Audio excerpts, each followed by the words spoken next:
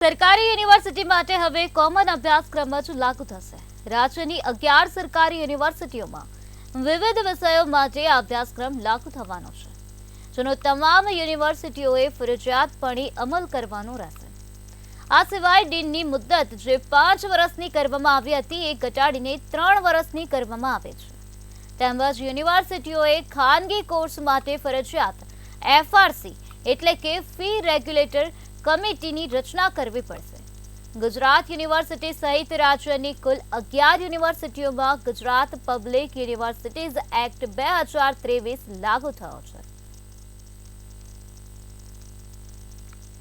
ઋષિકેશભાઈ પટેલ સાહેબના માર્ગદર્શન નીચે તમામ યુનિવર્સિટીના કોમન એક્ટ 2023 જ્યારે અમલીકરણ કરવા માટેનું વિધાનસભામાં મૂકવામાં આવ્યું હતું, ત્યારે જે એક્ટ અમલીકરણ થયો હતો ને એના સ્ટેચ્યુટ મંજૂરી ફાઇનલ નોટિફિકેશન અત્યારે બહાર પાડી દેવામાં આવ્યું છે। તમામ યુનિવર્સિટી જે છે એમનો કોમન એક્ટ છે, એમની પ્રોફેસરના ભરતી પ્રક્રિયાથી લઈને એડમિશન પ્રક્રિયા, જેથી કરીને વિદ્યાર્થીના દરેક યુનિવર્સિટીનો વિદ્યાર્થી દરેક યુનિવર્સિટીના કોમન એક્ટથી એક સરખી પ્રોસેસ રહે